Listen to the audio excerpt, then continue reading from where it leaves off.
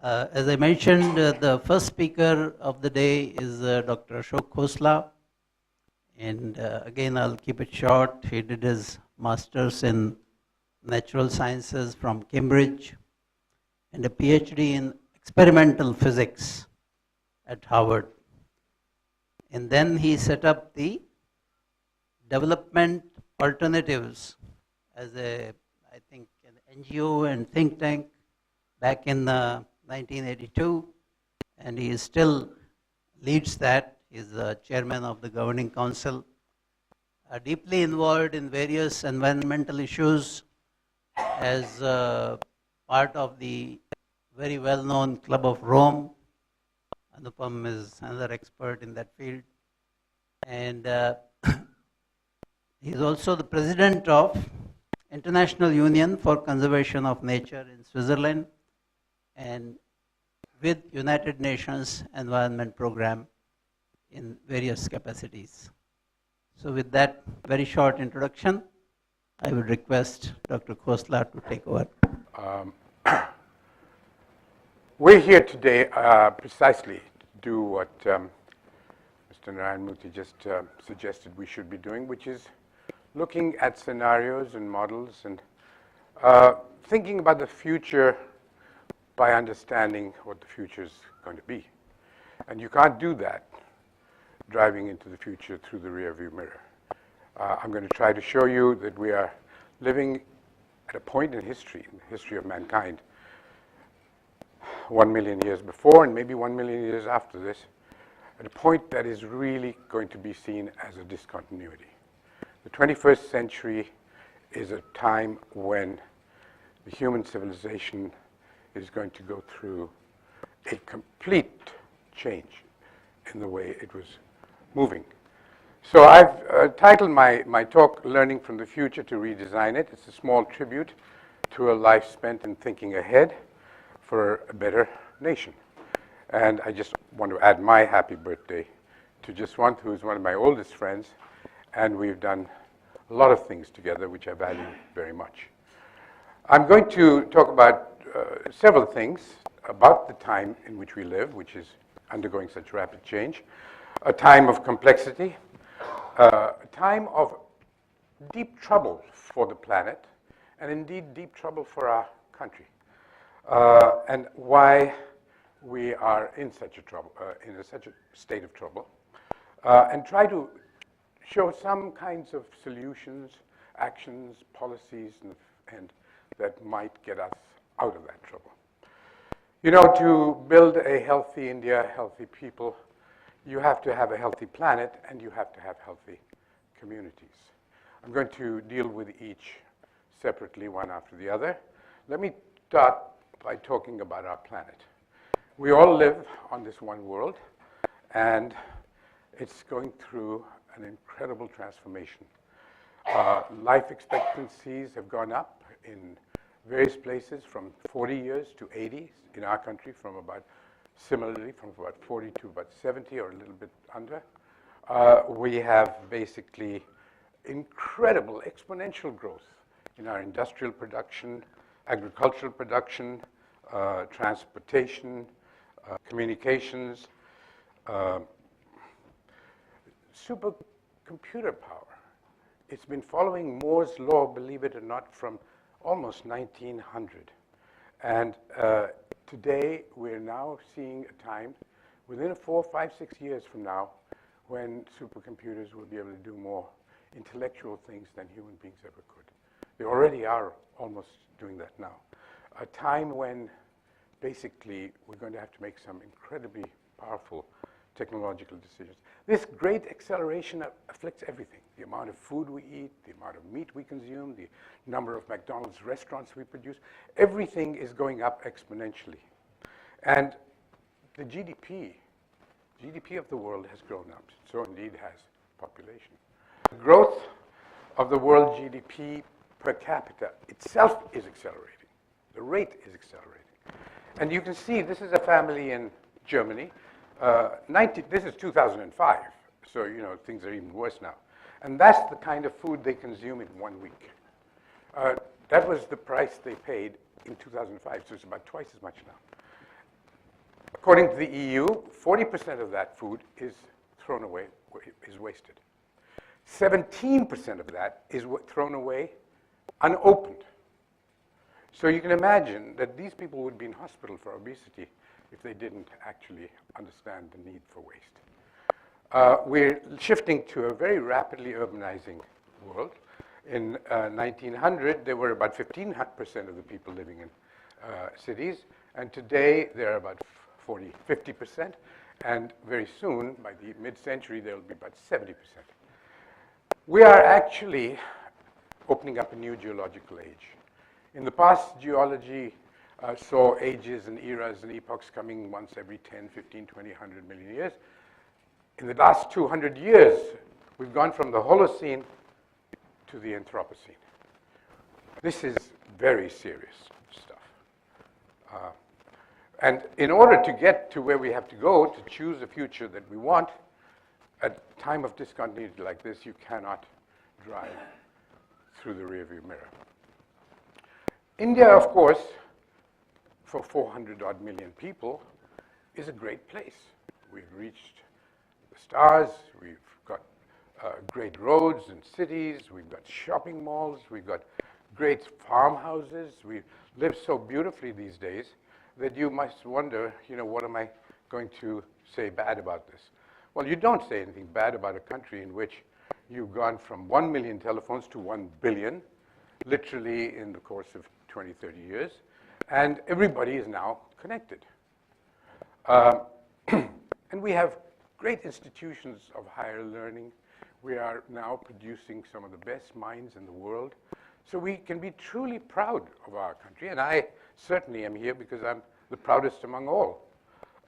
Growth has been achieved. We've got more FDI, we've got more higher Sensex, we've got growth rates going up, rising foreign portfolios. This is all terrific stuff for that 400 million people who constitute India.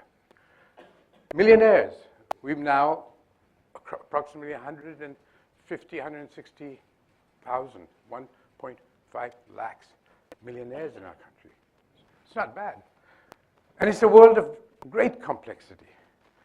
We use metals of all kinds. These are by different countries. And as you go up the scale, you can see how much of all the different metals that I have tried to list over there, you can use more and more of. We use more and more materials. We have better and better and more agricultural production. Sometimes we get it right. Sometimes we have a green revolution. But over the years, you find that it isn't as good as it used to be. So I've tried to draw here in 3 dimensions the sustainability of our agricultural systems, the economic viability, how equitable it is, and how environmentally sound it is. And in this diagram, if I had more time, I would be able to show you the choices we have and the kinds of dead ends that we are going into. And complexity comes at all levels. This is a city. This is Metro Manila.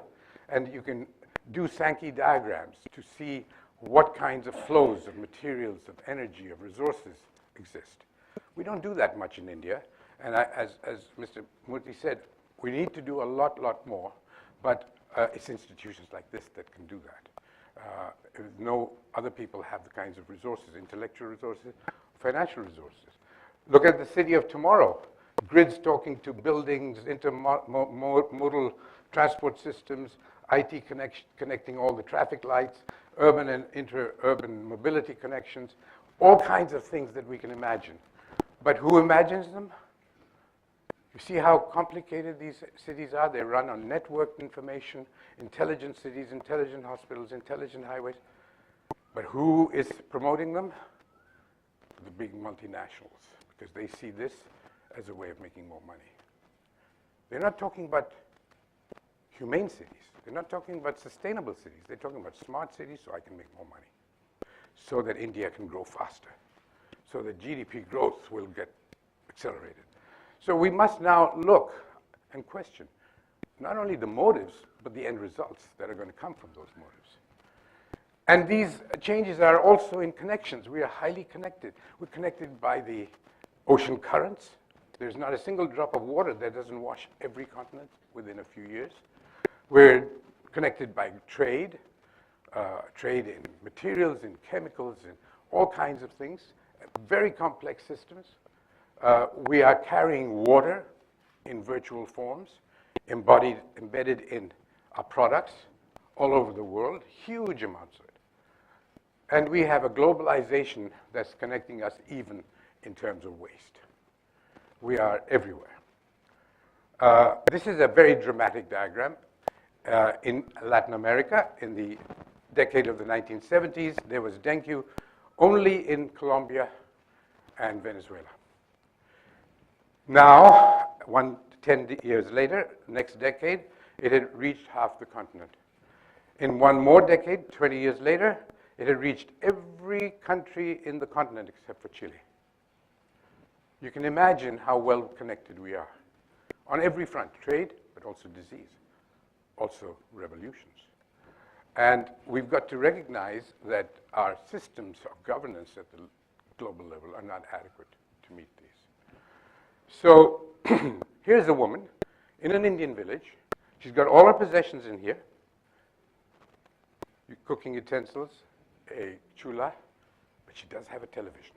She knows what's going on all over the world, and her teenage children are saying, why can't we have that?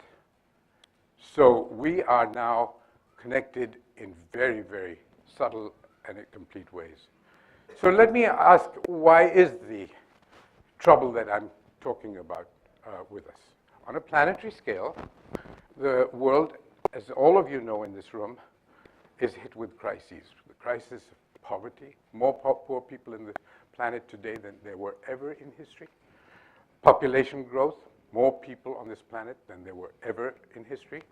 Pollution, more than ever. Climate change, biodiversity loss, societal breakdown, financial breakdown. It's all over the place. In 1989, the UN came out with a report, the first report called the Human Development Report, and on the cover of it was a diagram like this, showing the distribution of wealth as a champagne glass.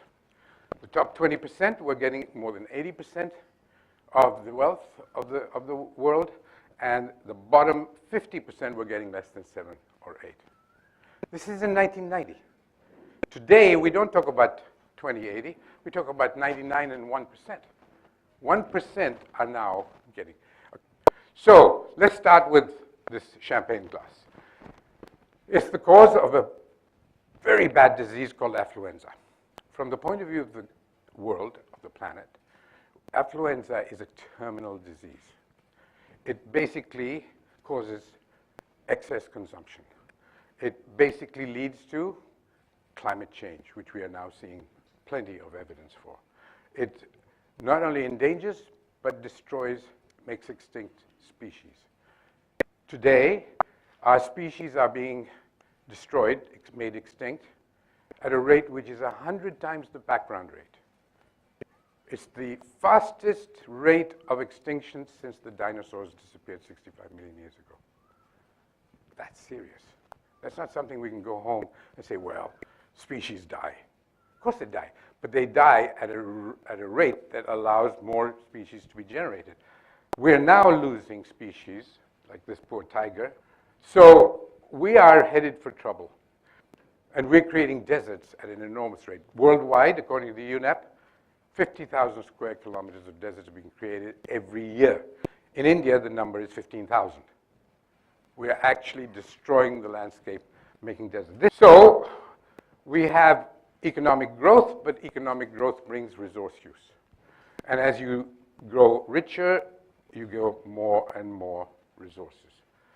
Resources on the x-axis, resource metabolic rate on the y-axis, the GDP on the x-axis, shows you how we are headed.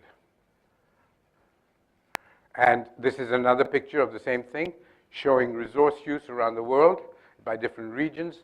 The bars are the absolute amounts.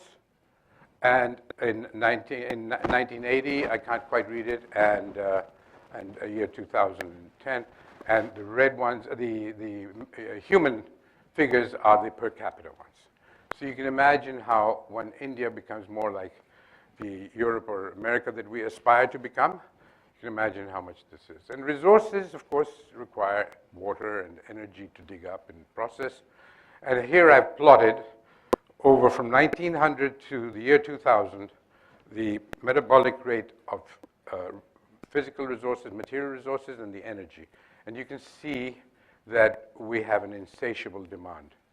So much so that we are now reached and gone over the peak in oil production. Now people say, well, you know, it's not going to run out. No, no, no. Oil is not going to run out. No fossil fuels are ever going to run out. In fact, we've only used 1/10, 1/15 of the reserves. But they get harder and harder to dig out of the ground, and the low-hanging fruit's gone.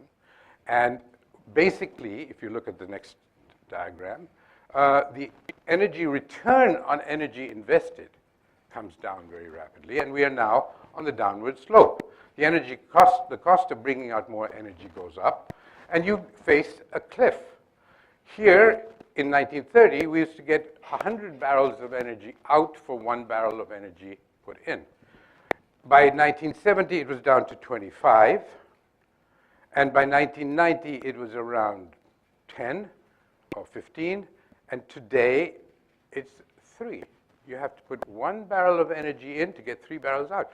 And as you go down the cliff, at some point, as is happening now, very soon with fracking in the US and almost everywhere else except for Saudi Arabia and a few countries, in Russia, it costs almost $100 to pump oil. And that's why they're having such an economic problem, because of the price of oil. The price of oil is in a dip, but it's for totally different reasons. Nothing to do with supply. It has to do with supply and demand. Demand has gone down because of the economic collapse, and there are lots of politics. They're also trying to do in Iran and Ukraine and Venezuela and all kinds of political reasons why, but it's not going to stay down for very long. The natural price of oil will be well above $100 no matter what you do within a couple of years. And it's not just peak oil, it's peak food production, it's peak topsoil. We're losing topsoil in our country just to make red bricks for houses. At an incredible rate. Phosphorus. Without phosphorus, you can't grow food. And phosphorus sees, at the moment, with the given reserves available, a lifetime of less than beyond this century. Fisheries, according to FAO, 60% of the fisheries of the world have collapsed. Water supplies, uranium, rare earths, you name it. We have basically now, we're facing a different future from the way things were before. The food prices, for literally decades, centuries, the food prices were in a little band, according to the FAO. But by the year 2007, they started going wild. And that's when government started falling. That's when street riots started happening. And this is the future.